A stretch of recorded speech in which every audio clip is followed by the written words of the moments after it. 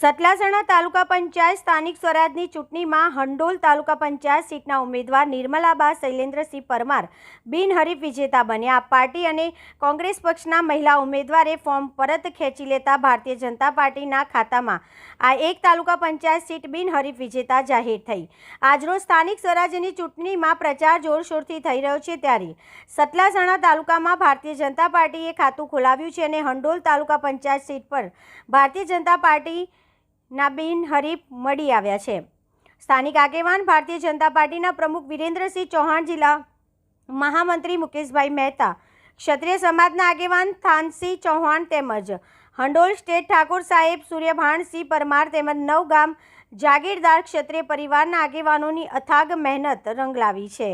હંડોલ તાલુકા પંચાયત સીટના ઉમેદવાર નિર્મલાબા શૈલેન્દ્રસિંહ પરમાર બિનહરીફ વિજેતા બન્યા હતા અને કોંગ્રેસ પક્ષ અને આમ આદમી પાર્ટીના ઉમેદવારોએ આજરોજ મદદનીશ ચૂંટણી અધિકારીની રૂબરૂમાં ફોર્મ પરત ખેંચી લેતા ભારતીય જનતા પાર્ટી હંડોલ સીટના ઉમેદવાર નિર્મલાબા શૈલેન્દ્રસિંહ પરમાર બિનહરીફ વિજેતા જાહેર થયા હતા। ગુજરાત રિપોર્ટર કશ્યપ રાવલ। આજે સતલાસણા તાલુકા પંચાયતની હડોલ તાલુકા સીટ નામના જે કોંગ્રેસ અને આપના ઉમેદવારો હતા એમની મરજીથી એમને ફોર્મ પરત ખેંચતા અમારી તાલુકા પંચાયતના ભારતીય જનતા પાર્ટીના ઉમેદવાર નિર્મલાબા શૈલેન્દ્રસિંહ પરમાર ને બિનહરીફ થયા છે।